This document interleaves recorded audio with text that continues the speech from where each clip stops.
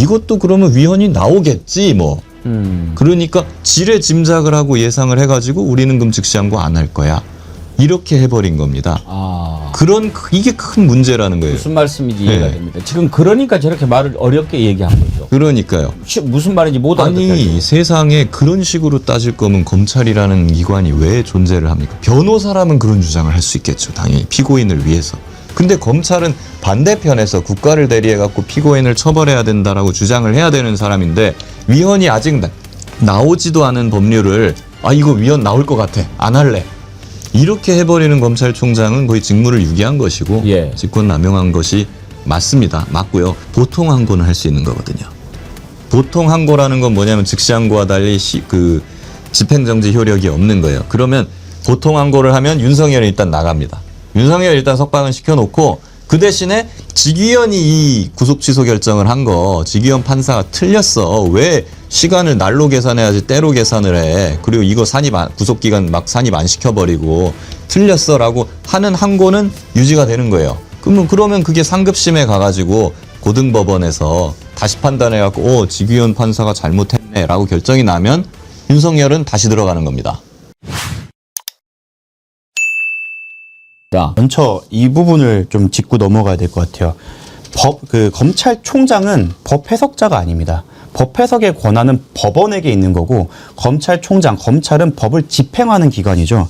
근데 지금 심우정 전 검찰총장은 자신이 마치 법원처럼 법을 해석해서 이미 법 해석이 변경이 된 게 없는데 스스로 해석을 해서 결정을 내린 겁니다. 저거 자체가 월권이죠. 그 해석 권한은 법원한테 있어요. 본인이 마치 사법부인 것처럼 행동을 한 거죠. 법 집행자라면 지금까지 있어왔던 법 해석에 따라서 법을 집행하는 게 원칙입니다. 지금 저희가 이제 논할 옳고 그름 법리적으로 맞다 틀리다를 하기 전에 본인의 위치가 법 집행자이기 때문에 그대로 집행을 하는 게 원칙이죠.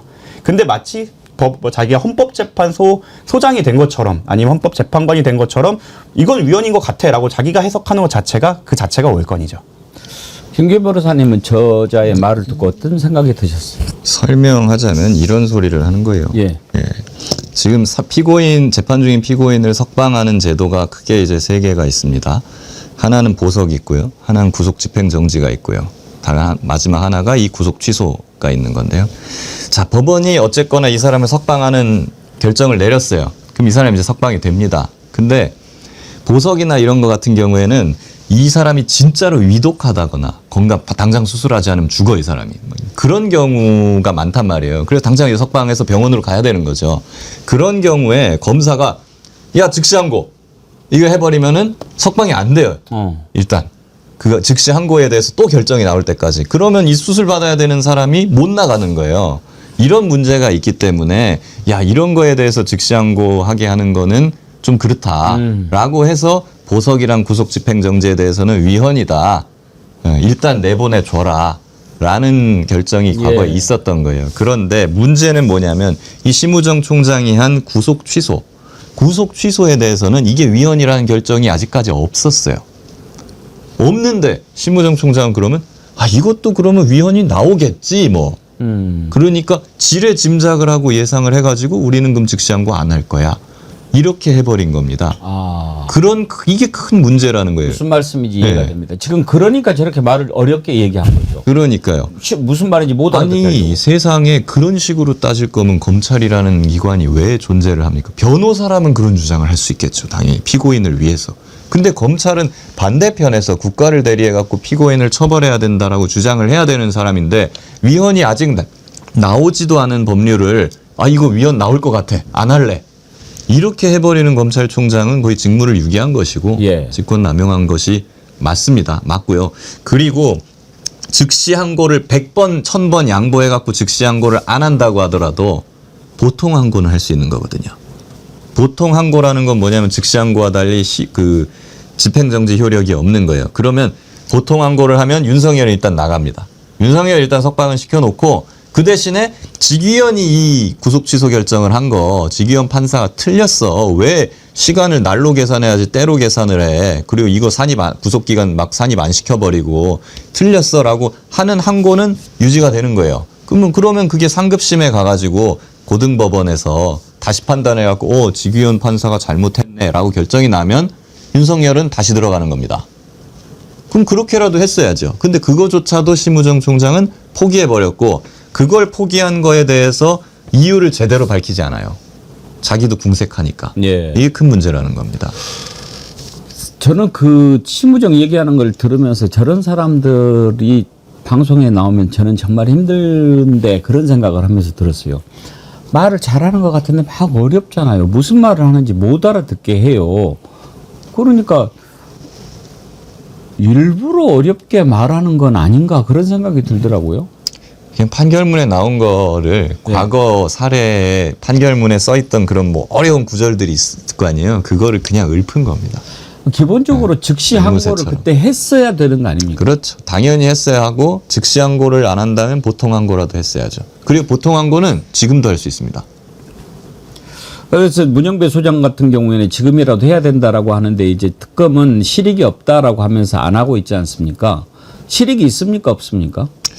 지금 와가지고서는 이제 특검 입장에서는 실기했다. 시간이 너무 많이 지나가지고 보통 항고를 해서 설령 인용이 된다고 하더라도 그걸로 인한 지금 구속 기간이나 이런 것들이 많이 지나버렸기 때문에 이게 뭐 별로 다시 과연 해주겠느냐 이거를 그렇게 보는 것도 있고 특검 입장에서는 그거 말고도 우리 지금 앞으로 수사하고 있는 거 많이 있으니까 이걸로 또 구속시키면 돼. 예. 예. 이런 생각을 하고 있는 걸 수도 있습니다. 수사 실무진 입장에선 당연한 반응이고 이제 법조인 한 사람으로서는 사실 직위원이 윤석열을 풀어준 거 자체가 정말 대한민국 형사법 사상 되게 정말로 유일무이한 일이 될 것 같고 그렇죠. 일반적으로도 적용이 안 되는 일이기 때문에 이거는 스스로 이제 그러니까 사법부가 고등법원에서 보통 항고를 받아서 이거는 우리 법원이 잘못했다라는 인정을 좀 해줘야 그거에 대해서 한번 바로잡을 기회가 생기기 때문에 약간 좀 넓은 시야에서 보자면 이런 선례를 남기지 않는 것이 중요하기 때문에 보통 항고를 좀 해줬으면 좋겠다라는 희망은 있습니다. 저도 같은 생각이에요. 특검이 실익이 없더라도 보통 항고는 꼭 해줬으면 좋겠는 것이 선언적인 의미가 있습니다. 이게 예. 직위원 판사 지금 이 1심 판결에 직위원 판사가 한 판결들 결정들 때가 아니라 날이 아니라 시간으로 계산을 하는 것들이라든가 공수처의 수사기간 이런 것들 수사권 논란 이런 부분에 대해서 직위원 판사가 틀렸다는 결정을 받아내는 선언적 의미가 있는 거거든요. 이 부분에 대해서 아무리 특검에서 너희가 틀렸어라고 주장을 해도 그 항고를 하지 않을 경우에 그러면 그거는 직위원 판사가 다시 판단을 합니다. 1심 판결을 하면서. 그럼 자기가 틀렸다고 인정하겠어요 거기서? 절대 안 하겠죠. 할 리가 만무하죠. 특히 중요한 그러니까 부분은 항고를 해서 직위원 판사가 아닌 상급심 고등법원에서 판단을 받는 과정이 사실 선언적으로 중요한 겁니다. 지금 피고발인 신분으로 조사를 받았지 않습니까? 그런데 만약에 즉시 항고를 했어야 되는데 하지 않고 풀어준 것에 대해서 집중적으로 물어봤다고 한다면 예. 내가 그때 판단을 잘못했다 이렇게 변명을 해도 죄가 됩니까? 우리 법은요 원칙적으로 실수는 처벌을 하지 않습니다. 예. 고의를 처벌을 합니다. 근데 심우정이 나중에 가서는 그것은 내가 판단 미스였다 실수였다 이렇게 변명은 할 수 있겠죠. 그렇지만 그 당시에 정말 세심한 검토를 엄청나게 거쳤을 것인데 그리고 수사팀에서는 즉시 항고를 해야 된다라고 보고가 또 올라왔다는 거 아닙니까? 예. 그런 걸 다 검토했을 건데 거기서 실수를 한다는 건 있을 수가 없는 것이죠. 그거는 고의 인정이 안 될 수 있다. 심우정의 행동은 고의인 겁니다. 예. 고의인데 정당했냐 아니면 부당했냐 요걸 따지는 것이지 실수는 그러면 고의로 즉시 항고를 포기함으로써 윤석열을 풀어주게 했다라고 하면 직권남용이 됩니까? 직권남용과 동시에 직무유기도 될 수 있습니다. 직무유기도 되고. 예. 그건 죄가 얼마나 큽니까? 법정형은 아주 높진 않습니다. 직권남용은 5년 이하 징역이고요. 네. 직무유기는 1년 이하 징역입니다. 만약에 거기에 직권남용으로 처벌이 된다고 한다면 설마 얘가 그렇게 할지 몰랐다라고 한 직위원은 면책이 됩니까? 직위원의 것은 따로 판단을 하는 게 맞죠. 왜냐하면 이제 직위원이 판단을 했는데 거기에 대해서 심우정이 구속 취소에 대한 즉시 항고를 포기했잖아요. 만약에 이 둘이 그냥 짜고 쳤다면, 내가 이거 구속 취소할 테니까 너 즉시 항고 하지 마. 라고 뭔가 내통한 것이 있었다면야 한 번에 이 둘을 처벌할 수 있겠습니다만은 그런 것들이 밝혀지지 않는다면은 따로따로 수사를 할 수밖에 없습니다. 그랬을 것 같은데 그걸 밝혀내기는 참 어려울 거고 지기현이가 그렇게 말도 안 되는 엉터리 판결을 내렸다 하더라도 또 판결이 잘못된 걸 가지고 처벌하는 것은 더 어려운 일이죠. 그렇죠. 고의로서 누군가 소통해갖고 그거를 좀 적용을 특별하게 했다라는 것까지 밝혀내야 되기 때문에 수사상 난맥이 있을 수 있고 또 여기서 저는 실익에 대해서 좀 다른 의견을 하나 더 드리자면 예. 그 지기현 판사가 그 결정을 하면서 보도자료에 공수처의 수사권 관련해서 상급법원의 판단이 필요하다는 식의 그 보도자료를 냈던 걸로 기억합니다. 그 부분에 대해서 지금 우리 모두가 걱정하는 게 본안 재판에서 지기현이 이런 식으로 공소기각을 해주려고 빌드업을 쌓는 게 아닌가라는 의심이 일부 있었거든요. 예. 그거를 보통 항고를 통해서 아까 김규현 변호사님이 말씀하신 것처럼 상급법원에서 그런 거 문제 안 돼. 라는 식의 하나를 받아놓는다고 하면 지기현 입장에서도 상급법원에서 저렇게 얘기하니 내가 여기서 공소기각을 하는 거는 어차피 상소에 가면 깨지겠구나라는 생각을 하게 되어서 우리가 기대하는 상식에 부합하는 판결을 하게 될 좀 더 유인이 생길 것이다. 그런 걸 생각하면 꼭 실익이 없다고만 할 수는 없다라고 생각을 합니다. 근데요, 그때 당시에는 뭐 저렇게 말도 안 되는 일이 하고 놀랐지만 지금 이렇게 쭉 한참 시간이 흘러서 살펴보면 말도 안 되는 짓들에는 반드시 이유가 있을 거 아닙니까? 지기현이 말도 안 되는 시간 계산으로 풀어주고 심우정은 말도 안 되는 즉시항고 포기로 윤석열 탈옥에 도움을 줬다면 이건 뭔가 자기들끼리는 교류가 있었지 않겠느냐 그렇게 생각하는 것이 합리적 의심 아닙니까? 그렇죠. 그거를 하자고 그 사실을 밝혀내라고 국민들이 그렇게 원하고 해서 특검이 된 것이고 그렇기 때문에 특검도 그런 부분에 대해서 수사를 해야 되는 것이 마땅합니다. 당연한 겁니다. 그거는. 심우정 17시간 조사받았는데 이것을 가장 집중적으로 물어봤을 거고 예. 또 어떤 것들 조사를 했을 것 같습니까? 보니까는 실제 조사는 한 10시간 정도 했고 예. 그리고 한 나머지 한 대여섯 시간 정도는 이제 조서를 열람하는 예. 그런 시간이었던 것 같아요. 역시나 그 5시간, 6시간을 넘게 조서 열람을 했더군요. 그거는 자기가 외워서 나가겠다는 얘기입니다. 조서를. 아. 양승태 전 대법원장도 그런 식으로 거의 10시간 가까이 했거든요. 그런 것인데 그런 어떤 조사가 됐겠느냐. 저는 이제 심우정 총장을 조사하기 전에 그냥 뭐 아무 준비도 없이 불렀을 거라고 저는 보지는 않습니다. 그때 대검에서 구속 취소에 대한 즉시항고 포기를 결정할 때 대검 부장회의를 했다고 했어요. 심 전 총장이. 예. 그러면 대검 차장 그리고 대검 부장 뭐 이런 간부들끼리 회의를 했을 것이고 거기서 뭔가 논의한 게 있겠죠. 그렇다면은 저는 거기에 참석한 사람들을 특검이 사전에 이미 다 조사를 했다. 전 그렇게 생각을 합니다. 예. 그 진술을 다 받아놓고 나서 마지막으로 심우정을 지금 예. 부른 걸 거거든요. 거기에 대한 확인 조사가 있었을 것 같아요. 예를 들면 이 사람은 이렇게 말하는데 심우정 너는 어떠냐? 아니면 심우정 너는 이렇게 얘기하고 있지만 그 자리에 있었던 다른 사람은 다르게 얘기를 한다. 예. 이런 식으로 추궁하는 과정이 있었을 거라고 보고 아니면 특검이 진실을 알고 있음에도 불구하고 심우정 보고 거짓말을 하도록 그냥 계속 놔뒀을 수도 있다. 저는 그렇게 생각을 합니다.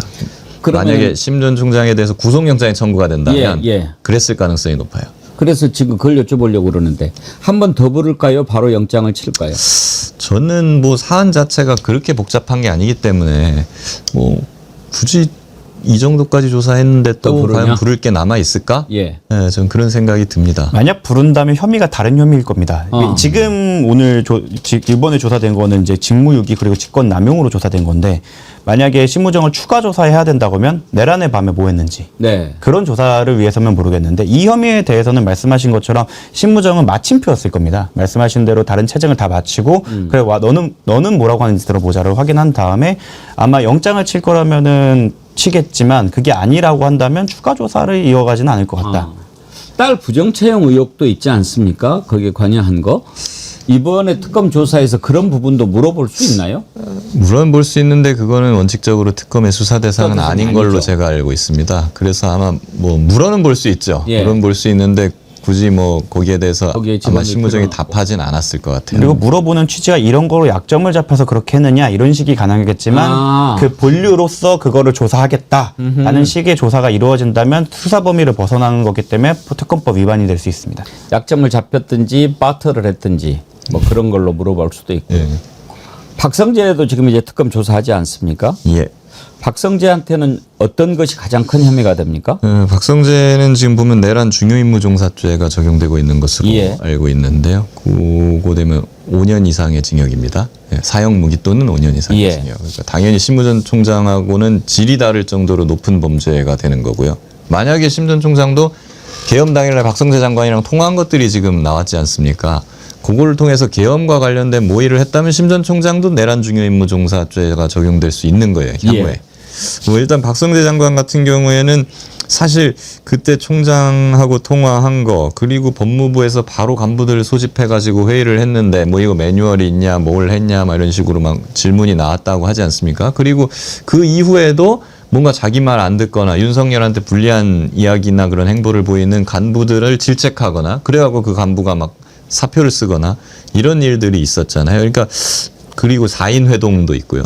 그러다 보니 결과적으로 이 내란에 아주 중요하게 가담한 인물이 아니냐 이것과 관련해서 아주 중요한 내용들을 알고 있지 않느냐 하는 의혹을 받고 있고 거기에 따라서 조사가 이루어지는 것으로 저는 알고 있습니다. 많은 왜 그거를 이제 와가지고 조사를 하는지 예. 너무 늦었다 저는. 그래서 그거 제가 궁금해요. 지금 박성재는 일단 계엄 다음 날 4인 회동도 안 가해서 갔지 않았습니까? 그런데 지금 다른 사람들을 다 불러서 조사를 하고 있는데 정말 중요한 사람 가운데 한 명인 박성재를 지금 부른 이유가 뭘까? 늦은 이유가 뭘까? 아까 그 심호정처럼 다른 자료들 다 이렇게 불러가지고 박성재가 중요하니까 확실하게 꼼짝 못할 증거를 딱 준비해놓고 부르는 것인가? 그런 생각도 들던데요. 개인적으로 조금 특검에 좀 편을 들어주자면 예. 그 4인의 밤이나 그 박성재 장관이 했던 행위들에 대해서 혐의를 잡기 위해서는 사실 내부자 진술이나 문건들이 나와야 되는데 워낙 소수였고 다 주요 임무 종사자고 5년 이상의 징역이기 때문에 사실 인생이 걸려있는 한 판이 될 거라서 거기서 이제 죄수의 딜레마가 발생하지 않기 때문에 자백을 해주는 사람이 없다고 하면 사실은 혐의를 잡기는 정말 쉽지 않았을 겁니다. 그래서 하나씩 키를 그 심우정과는 다르게 하나씩 이제 내부자가 나오기를 위한 조사 빌드업을 쌓은 다음에 박성재를 부른 게 아닌가 싶고 사실 이제는 박성재와 심우정 사이에서는 죄수의 딜레마가 강력하게 작용할 거라고 생각을 합니다. 박성재에 대해서 유죄가 나온다고 하면 김기현 변호사님이 설명해 주셨던 것처럼 중형이 나올 건데 주요 임무 종사자이기 때문에 그런 걸 중형을 받는 입장에서는 형량 지금 이제 플리바게닝을 통해서 형량이라도 줄여야 되는 상황이 올 거고 그렇게 된다면 심우정이 가담했던 것에 대해서도 본인이 털어놓을 유인이 생기고 이렇게 이제 역학 과정을 만드는 과정이 좀 필요했을 거라고 생각을 하고 아쉽긴 하지만 특검 입장에서는 좀 불가피한 선택이었다라고 생각을 합니다. 알겠습니다.